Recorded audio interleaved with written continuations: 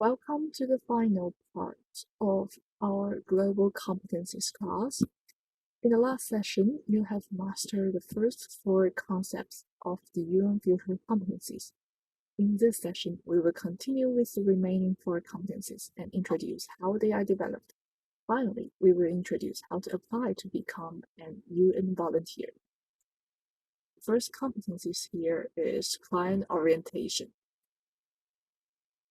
The competency of client orientation is likely to be important to your job performance if your key objectives involve any of the following: providing service to internal or external clients, providing support, advice, or guidance to internal or external clients, liaising with different clients to identify their needs, managing projects on behalf of internal or external clients, building partnerships, representing the UN externally.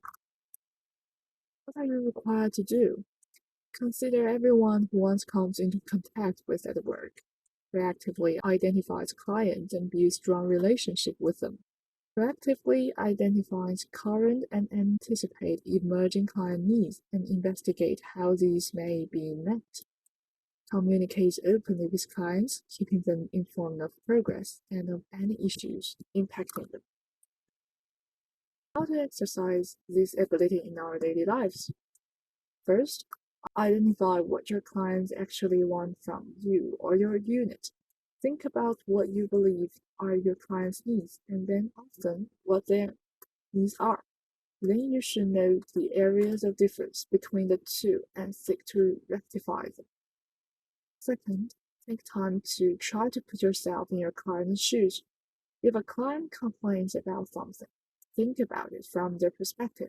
Try to think of it as an opportunity to improve your client service rather than as a problem that has to be faced.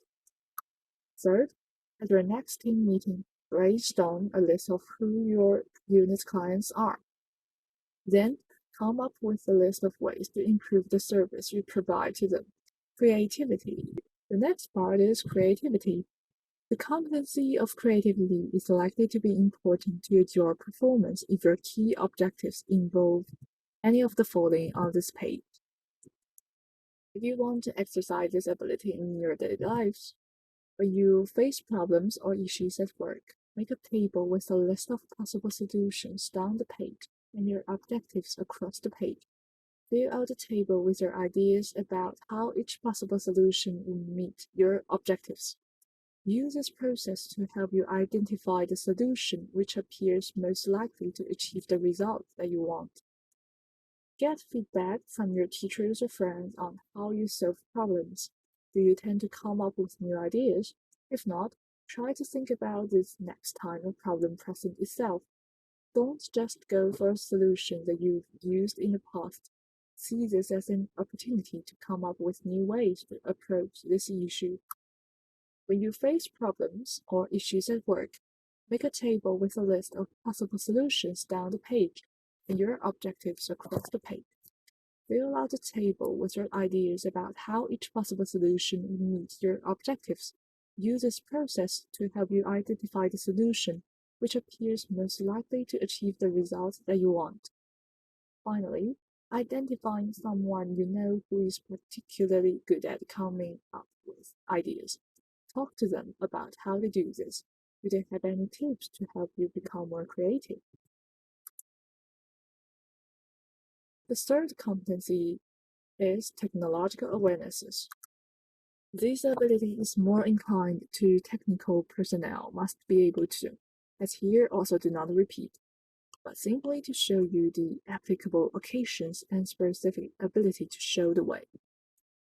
The competency of technological awarenesses is likely to be important to your job performance if your key objectives involve any of the following. Final competence is commitment to continuous learning. Continuous learning means that new knowledge and abilities can be continuously gained, which is also a manifestation of creativity. As an employee of an international organization, you are exposed to the most cutting-edge international hot topics every day. Faced with the endless international issues, international organization employees must maintain a strong curiosity and enthusiasm to learn new contents, not only limit to the way to deal with problems, but also to update their knowledge continuously. The competency of commitment to continuous learning is likely to be important to job performance if your key objectives involve any of the following. What are you required to do to demonstrate this competency in your work? First, you provide expert or professional advice which needs to be kept current. You work in a professional field where new approaches are continually emerging. You are relatively new to the UN or your current post and need to understand the organization, department, or role in more depth. You have current development needs which would enhance your performance. You have career aspirations which will require you to develop new skills. You are motivated to learn more and develop yourself. How to exercise this ability in our daily lives? First, take the time to review your current level of knowledge and identify any key gaps. Set yourself the task of researching and studying one of these areas and report back to other people in your field or specialization who might also be interested in developing their knowledge in this area. Second, get involved in a technological demanding project where you will be required to use and update your technical skills and knowledge. You need to make sure that your goals are both realistic and measurable and set targets which are challenging yet attainable. Finally, create a step-by-step action plan for each of these goals and detail exactly what you need to do to develop in these areas of knowledge. Fourth, consider setting yourself a target to improve your knowledge in one particular area of your work every month. Fourth, consider setting yourself a target to improve your knowledge in one particular area of your work every month. Make a note in your diary of 6 main areas and allocate one per month starting tomorrow. Steps to achieve this could contain reading a relevant chapter in a specialist textbook or journal each month. The second part is about how to become an UN staff member. Well, first, you need to register your account on the UN website. There is a form at the bottom where you can fill in your wishes to find the right position. Then you will see a form that involves many information. Specific competencies, requirements, and information will be indicated below. It is also possible to apply to volunteer for UN. Many of the volunteer opportunities offered by the United Nations are available through this website. Click on and apply to see detailed mission descriptions and volunteer needs. Congratulations to all of you who have completed all 5 courses. We hope this global competencies journey can provide you with some help.